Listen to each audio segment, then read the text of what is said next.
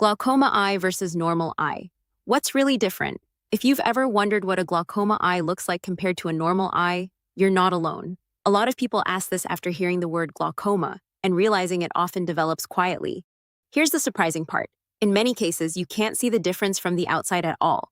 But inside the eye, something very important may be changing. And if you want the full breakdown, I've linked the complete guide below. Let's start with the core difference. A normal eye keeps its internal pressure balanced. Fluid flows in and drains out at a steady pace. Because of that balance, the optic nerve stays healthy and continues sending clear visual signals to the brain. But in a glaucoma eye, that pressure can slowly build up. When that happens, it begins putting stress on the optic nerve. And over time, that nerve can become damaged. The tricky part is that this often happens quietly.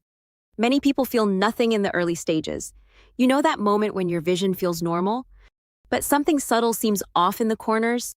That's often where glaucoma begins affecting vision first.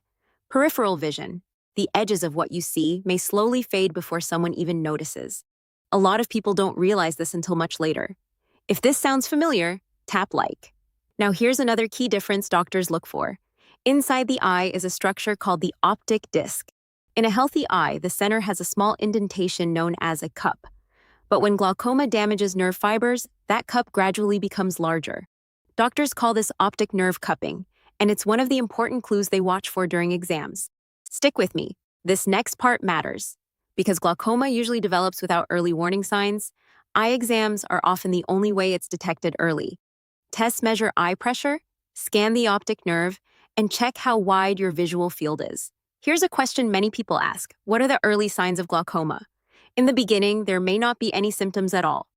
As changes progress, some people notice reduced side vision, blurry areas, or halos around lights. Another common question is how doctors confirm it. They typically combine pressure measurements, optic nerve imaging, and visual field testing.